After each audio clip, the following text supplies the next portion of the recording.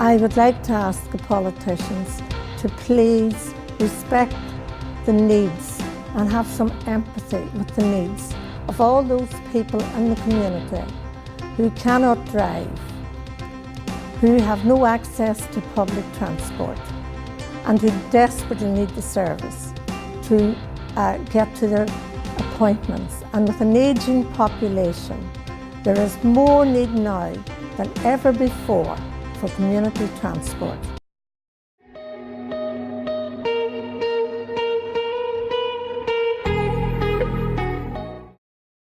Community transport is being put in the spotlight and could decrease for our most vulnerable in the community. Joining me in the studio today is Ashley from Out and About Community Transport and Anne, who is a service user of community transport. So Ashley and Anne, thank you very much for joining me in the studio today. So Ashley, we'll start off with you first. So the Department for Infrastructure have issued 2 consultations in relation to the delivery of transport systems in Northern Ireland. Can you tell us about those consultations? Firstly, there's one on revised guidance on the driver licensing, which is going to affect community transport and other not-for-profit organisations quite significantly if it goes ahead.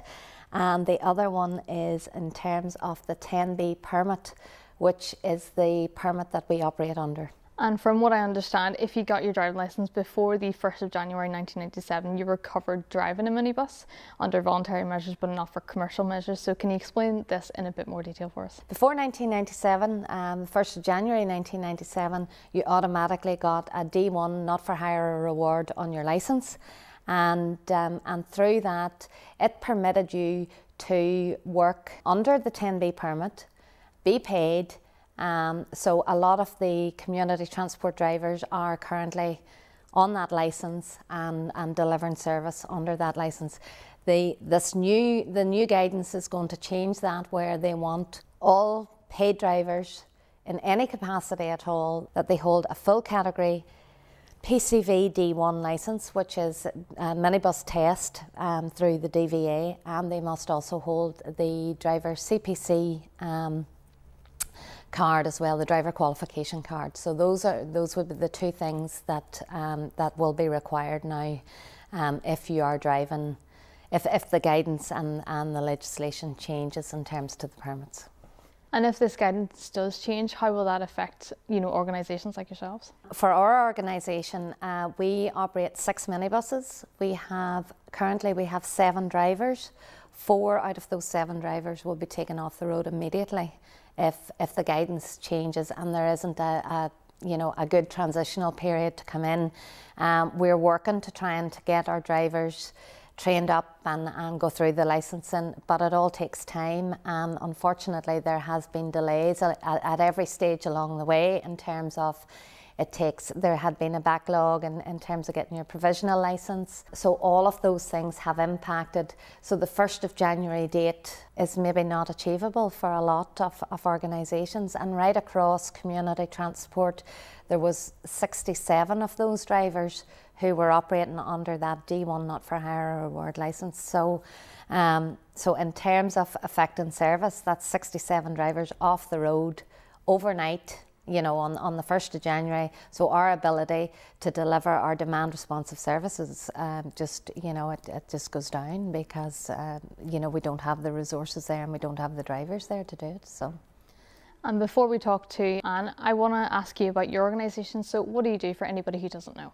There's actually quite a few services that we offer, but our core service is Dial-a-Lift, and that service is offered to anybody in the Magherafelt area that can't or doesn't have access to a vehicle or can't access public transport. So like Anne lives 2.5 miles off from a bus stop, so things like that. So she's impacted, and those people then become members and sign up, and that way, and it's a demand responsive service, so it's not something that happens, the same routes happen every week.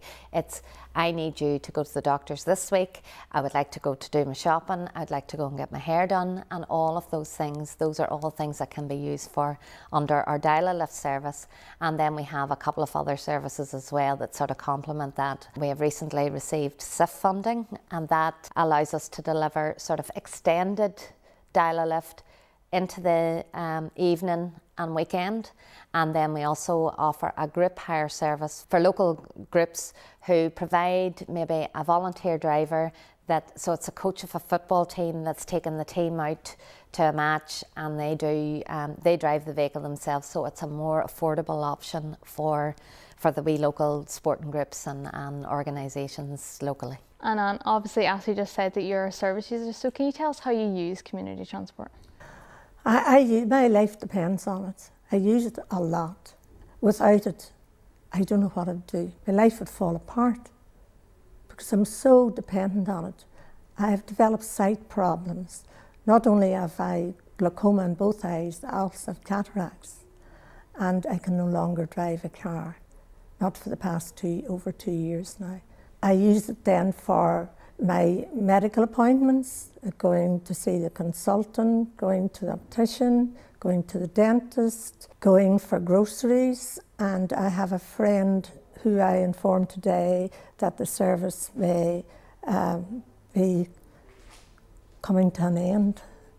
And I said, please pray it doesn't. She said, what'll happen to me? I need you to come and visit me. This friend of mine's in a home.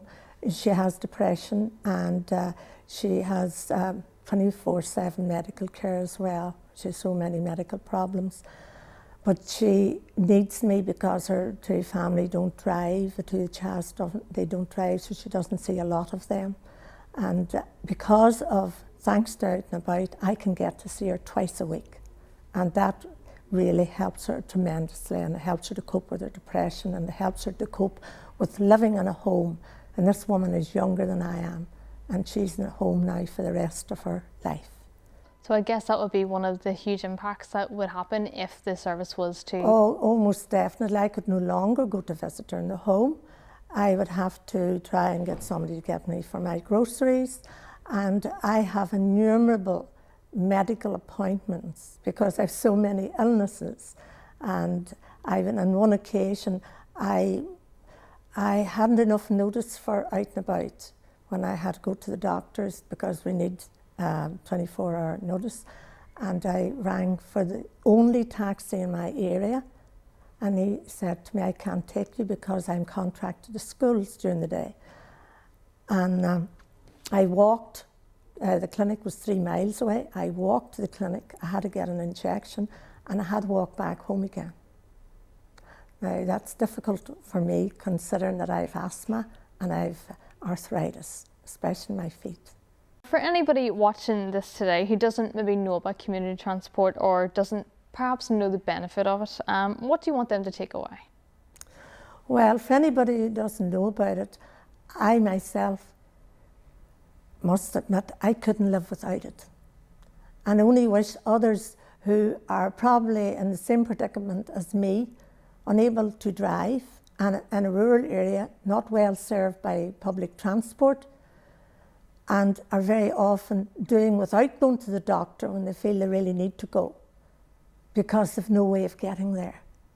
Whereas if they knew that there was a service that would get them there and bring them home again safely. As my experience, every time I need to go to the doctor, need to go to the dentist, need to go to see my eye consultant, Out and About always ready to take me. And they provide a wonderful service. We have a very efficient service in the Magherafelt district, which I belong to. The office staff are excellent, so are the drivers, and it's so people friendly, and they never refuse if you give them adequate time, and they must get adequate time because they're on a very tight schedule, so they need that adequate time. And I just hope good sense reigns, because if good sense doesn't reign, the health service is going to cost them a lot of money, because it's going to impact on people's health, both mentally and physically. We're going to have people getting breakdowns. We're going to have the onset of dementia, Alzheimer's, much earlier, because people are going to lose contact with other people and just withdraw inside themselves and are not stimulated. So it'll lead to all sorts of illnesses, and people who need a lot of appointments will very often decide, well, I can't get there, I'm not going, and their condition gets worse, and that costs the health service more money when the illness develops. So it means so much to so many, including myself. And coming back to the drivers, so for those needing the additional licence, what is the cost of that? The cost of doing that is probably in around, it can range anywhere from about, I would say, £1,000 to maybe 1,500, and that's real max. And that's looking at you know, the £1,000 would be if everybody gets through everything first stage. So you have 4 different modules to do. And every stage of the way there's costs associated with it. There's costs associated to even get your provisional licence.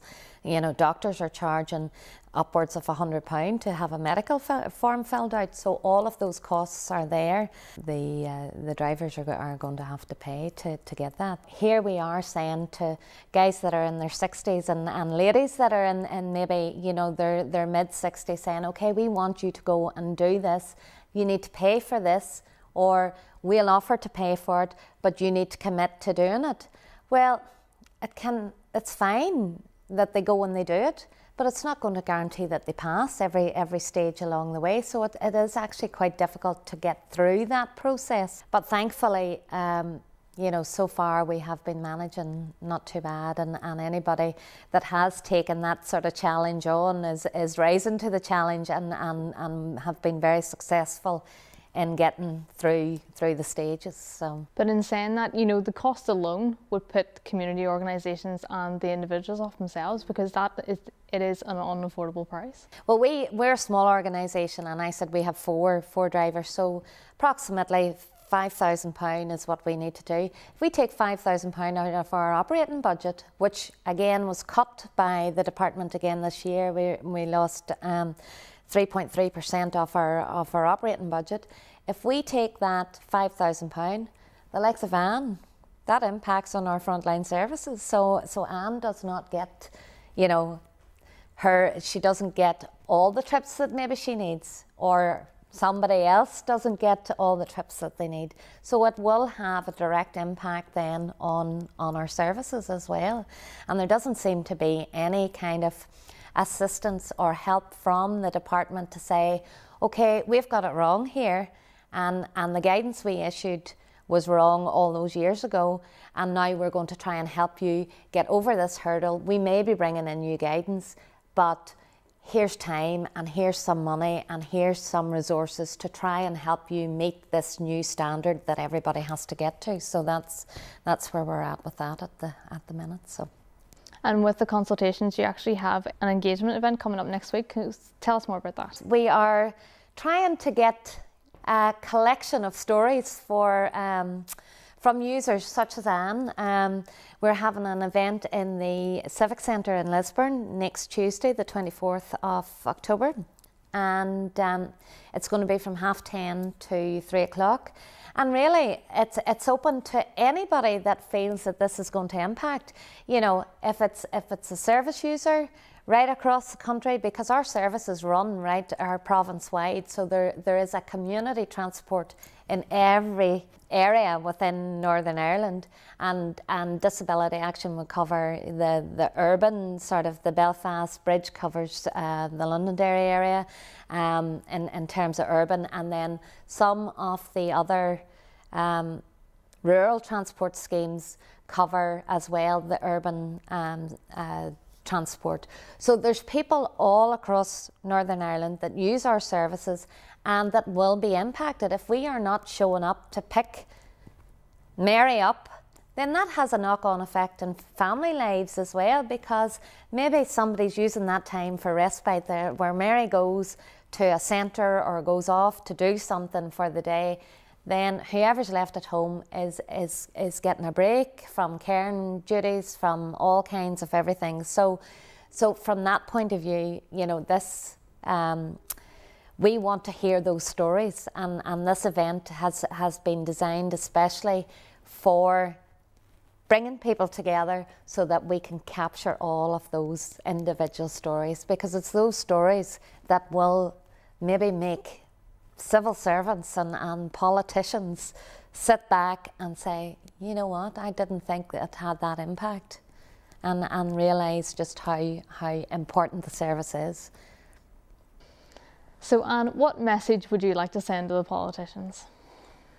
I would like to ask the politicians to please respect the needs and have some empathy with the needs of all those people in the community who cannot drive, who have no access to public transport, and who desperately need the service to get to their appointments. And with an ageing population, there is more need now than ever before for community transport.